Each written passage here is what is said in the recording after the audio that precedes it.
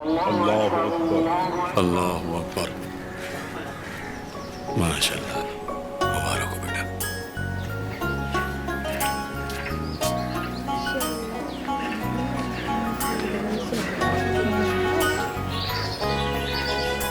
अब सबसे जरूरी काम कहीं रह ना जाए। बाबा कौन सा काम?